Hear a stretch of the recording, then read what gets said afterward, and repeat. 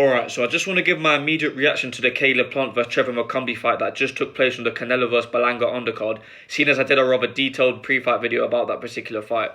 So somewhat of a tough test for Plant, well definitely more so than expected, but he got the stoppage and overcame adversity in the process, so that's always good, right? Always the level of competitiveness of that fight an indictment of Caleb Plant's flaws. So I don't think the boxing affair was very competitive skill for skill. Plant very much got the better of that, but we know McCumby is a very strong and bulky guy, and that's what made the fight competitive, in my casual opinion at least. So the first display of this sort of strength from McCumby was when McCumby smashed Plant with a right hook to the body that knocked Plant completely off balance, and this was around the middle of round 2. But Plant indicated afterwards that he wasn't hurt. Of course, Caleb Plant was just caught off balance there.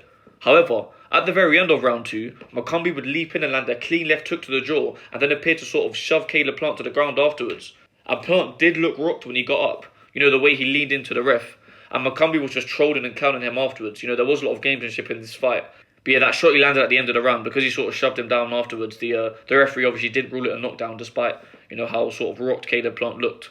So we'd think that minute break might do Plant justice in terms of recovering. But we then saw him on the floor 15 seconds into the next round, which did look a bit shaky on his part. Obviously it wasn't a knockdown, but there was a couple of decent shots from McCumby. Then he just kind of flung Plant to the ground again after Plant appeared to try and hold him. And the length of time it took Plant to get up and resume fighting did look a bit worrying at the time. Maybe his legs were gone, but Plant did get back to boxing, and McCumby on the other hand kept lunging in with winging shots. McCumby was having some success with that though, mind you. And then of course in the 4th round, McCumby would score what was ruled as an official knockdown when he sent Plant down with a big left hook. But Plant seemed less bothered by this actual knockdown than the 3 previous moments I just touched on when he was caught off balance and dropped. But of course upon replay we would see that McCumby knocked Plant off balance with a shot to the shoulder, so hard that it sent Plant to the canvas, but obviously didn't hurt him. Now I personally agree with the knockdown because although he didn't hit him in a scoring area of the body to send him to the canvas, it was a legal area. And I want to compare this to the body shot knockdown in Wilder vs Fury 2. Now when we think of a body shot knockdown, we think getting hit with a clean and precise body shot that wins you and has you in so much pain to the point where you choose to go down. But Fury knocked Wilder to the ground with force in the 5th round of that fight. So despite Fury's left hook to the body being in a scoring area of the body, unlike McCumby's, they both done the same thing really. Their opponent was backing up, and they hit them so hard in the area to the body that it caused them to go down by a punch. Of course, the scoring of a knockdown ultimately doesn't matter in this fight for obvious reasons, and I know Wilder vs Fury 2 is completely different to this fight because Fury was just battering Wilder around the ring. But isn't it crazy that I'm drawing a comparison between a fight where, in the case of Plant vs McCumby, is a fight between 2 men who stepped from the scales at the exact same weight, to Wilder vs Fury 2, a fight in which the 2 fighters stepped from the scales with a 40+ pound weight difference? Well, I'll get to that. So I just wanted to zoom in on those 4 instances of McCumby looking much stronger than Plant, again for reasons I'll get into. So I'm not going to give a whole play-by-play rundown for the rest of the fight after round 4, but I'll go through it quickly just to stay with the order of events here. So from round 5 onwards, Plant was backing McCumby up to the ropes. Well, McCumby would willingly stay with his back to the ropes for the most part. So Caleb was going glove to glove with McCumby and teeing off on him with tight shots on the inside. He was completely outworking McCumby and proving he could get to work on the inside. Again, Plant looked a much better boxer, but McCumby still looked strong, and these flurries of shots from Plant did not seem to be hurting him. So in round 9, it was the same with Plant teeing off on McCumby on the ropes, and McCumby was throwing back here and there to remind us he was in the fight, but he was mostly absorbing shots. This was of course till the end of the round when Plant would finally rock McCumby's head back nicely with a right hand, then started blitzing him with a flurry of shots penetrating the guard of McCumby. Then when McCumby tried to swing back and exchange with Plant, his hand got caught in the ropes, which of course is McCumby's fault, as unfortunate as that is, but this left McCumby open for 4 clean unanswered shots, the last of which landed during the ringing of the bell. And then of course the ref stopped the fight, and Plant was the victor by TKO. Now McCumby didn't protest the stoppage, but he didn't look badly rocked. And one of my pet peeves in boxing is when a ref stops a fight when a fighter is rocked on the feet, just as the round is ending, or in this case, already over. He's about to have a whole minute to recover, and you're not saving him from taking any extra shots in that exchange, because the round is over. Not to discredit Plant's win at all, I am happy for him, but that's not the best stoppage really from the referee's part, especially considering that McCumby proved to be dangerous early in the fight, and he didn't look in any serious trouble at any point in the fight before the last few seconds of that round. And he had a 10-8 round, meaning that he might not have been too far behind on the cards. But oh well, maybe just watching it live I was disappointed to not see this really fun fight continue on longer. I was actually really enjoying that, I must say. But what do you guys think about the stoppage? But yeah, as I said, I was enjoying the fight, but this isn't like in defense of McCumby saying like I wanted him to come back and win, but it's also from Caleb Plant's point. You see, he did the whole like the digging of the shovel thing, but it doesn't look that good after a standing TKO man at the end of the round does it, which is arguably an early stoppage, you know. So stopping the fight there also, because obviously Plant was definitely coming on way stronger at that point in the fight, but it also deprives Plant of like getting that real statement knockout win, like actually knocking him out and then, you know, celebrating in style like he did against Duro and just, you know, looking like an absolute G. Alright, now I've gone through the fight. I want to talk about this whole thing of Plant having trouble with big, strong guys.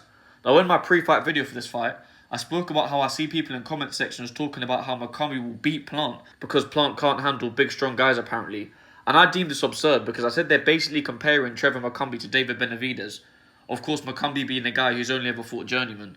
But despite McCumby being outmatched here, look how shaky he had Plant at times in rounds 2 through 4 with his size. Now, I may be over-exaggerating, but that's easy to say in hindsight after having seen Plant deal with him and piece him up. But at the time, if you were indeed watching live, surely you thought there was a chance that Plant's legs were short or something along those lines. I do rate the performance from Plant though, and if he was really shaken for a bit, then it's impressive that he came back and gritted out the stoppage win. And if he wasn't hurt at all, but just kind of let McCumby shove him down and let him take his weight to the ground, then that's actually quite smart from Cade, as that means he would have been preserving energy rather than resisting the force of the bigger, stronger guy. He did stoop to McCumby's level in terms of the gamesmanship and taunting and all that, but if he tried to match him physically and resist that marauding all fight rather than focus on his boxing, then maybe his legs would have been shot at some point. Now, the two variables I just mentioned do not prove that Plant does not have an issue with bigger, stronger guys. Quite the opposite, actually. It proves it's something he has to overcome in his fights.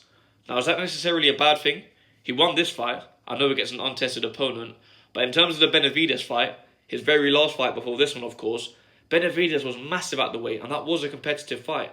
Plant boxed well, and although Benavidez' pressure took over in that fight to where he got the win on the cards, Plant's boxing won in multiple rounds, and it was a very fun fight watching Benavidez physically bully Plant, but Plant was staying resilient and still teeing off with combinations. Look, maybe my ultimate point here isn't great, because I'm basically saying that for the sake of my entertainment, I would like to see Plant have to really grit down and box his heart out while getting knocked around. But look, you can win that way, and it makes you very endearing to fans when you do, especially casuals like me. But yeah, ultimately, the guys before who were saying McCumby's size would be a problem for Plant did have somewhat of a point. But now, let me address the elephant in the room. Well, I'll ask the question. Will Trevor McCumby pass the post-fight drug test? Obviously, it will have no effect on the result as he lost. He was served with a lengthy suspension for popping dirty in the past, as I addressed in my pre-fight video, and his punch resistance and physical strength in there. I mean, I ain't making no accusations. And the first time he popped dirty, it may very well have been a tainted supplement as he claims. But I'm just putting the idea out there because, you know, if you've heard of it before, you probably did think of it after this fight.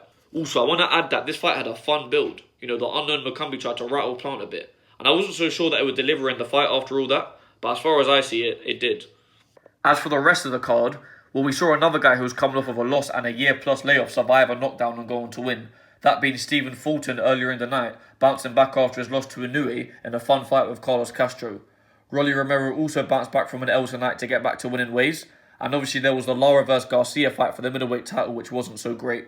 And then we saw Canelo winning the main event, as we expected, but we didn't get the knockout we expected. Of course, Berlanga took him the distance. Canelo didn't stop him in 8 rounds like he promised. Now, I'm not going to overanalyze Canelo not getting the knockout here, but I'll just say I did want to see a Canelo KO win, because it's been 3 years now since he got a KO, but look, he's still at the top. But from Berlanga's perspective, well, from what was expected, just making it the distance was a W for him, obviously surviving a knockdown as well.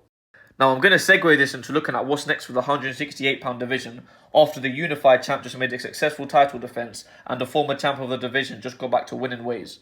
In terms of belts, of course, Canelo is the unified WBC, WBA and WBO champ at 168. He was stripped of the IBF title for not fighting his mandatory challenger William Skull. William Skull will now be fighting second-ranked IBF super middleweight contender Vladimir Shishkin for the vacant IBF title in Germany on October 19th.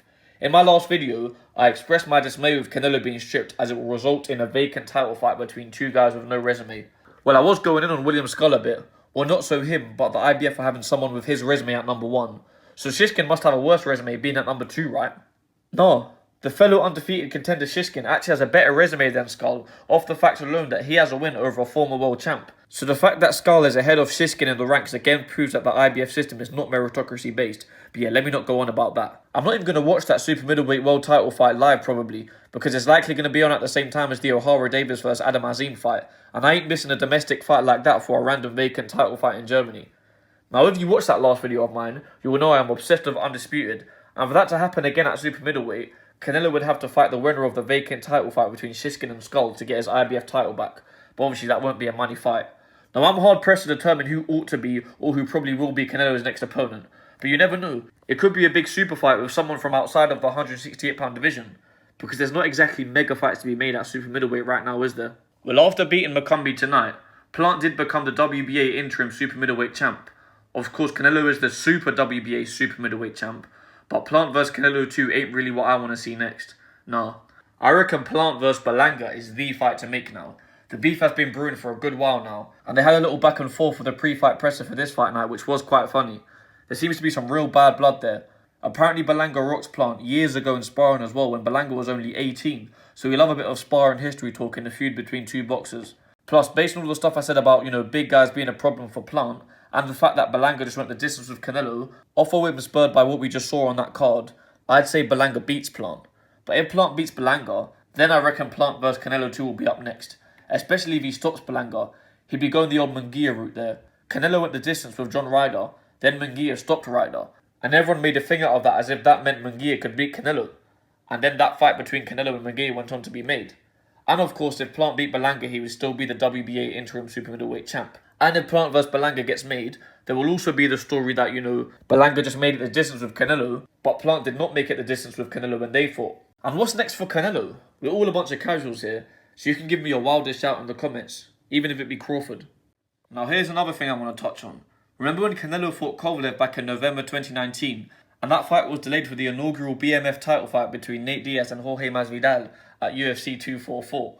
Canelo was made to wait for that fight to finish to avoid the clash. However, this time, the Canelo vs Berlanga fight was clashing with UFC 306, and this time boxing got first.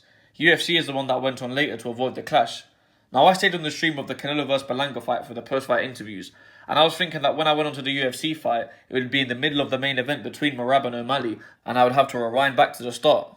But it was actually still the first round of the co-main event between the two chicks. So that looks to me like they delayed their co-main event title fight walkout for the Canelo fight, or delayed the movement of the whole card in such a way that the two UFC title fights would be on after Canelo, so people would actually be watching. Is that a W for boxing right there? Well, maybe the UFC card was moving along slowly because of the whole Sphere thing. They were apparently doing mini-movies between the fights or something. Some overhyped thing from the UFC. But did the fight fans really care about that? Well, anyone who watched the whole UFC live over the boxing, let me know what that was like, because obviously I didn't see it. By the way, I couldn't believe that before the two events took place. Dana White said something like, Al Heyman stole this fight date from him or something. Mate, it's Mexican Independence Day weekend. Look how many Canelo fights have been on that weekend over the years. All three Golovkin fights were, the Mayweather fight was, the Liam Smith fight, and many more. About Al Heyman stole that date. Get out of here with that, man. Another thing on the UFC. Who else saw Grammy Award-winning musician Kendrick Lamar sat next to Turki Al-Sheikh at the event? That's some baby thing from the UFC there, man. It's a baby thing. I don't want to bark on about the UFC too much as this is a boxing channel, but one more thing on the main event of the UFC. I'll draw a comparison to that main event and the Canelo fight in terms of the antics and the little situations that the ref had to interject himself into during the respective fights. Canelo vs Berlanga wasn't my favourite Canelo fight at all, but I did enjoy when they were fouling each other and stuff, and the crowd were really into that. Like when they were low blowing each other in the clinch, or when Berlanga headbutted him and then Canelo hit him when the referee was breaking them. And as for the UFC main event, you had that very unique situation at the start of the fight, with Merab complaining about O'Malley's coach. I think about him actually, shouting instructions at Merab, at the opposing fighter, to sort of confuse him. So that whole situation had everyone learning something new about the rulebook. And then there was whatever that funny business was at the end of round 2. But other than those little weird moments, that UFC fight was dead, wasn't it? Now, I don't ever talk about the UFC that much on here again, as I said, being that this is a boxing channel. But I wanted to give a little piece on the fact that a Canelo fight was taking place on the same night as a numbered UFC event, as it has been a story leading up to the fight, and there was of course a thing made out of it last time it happened as well. I'm not saying the UFC definitely had to wait for the boxing, by the way.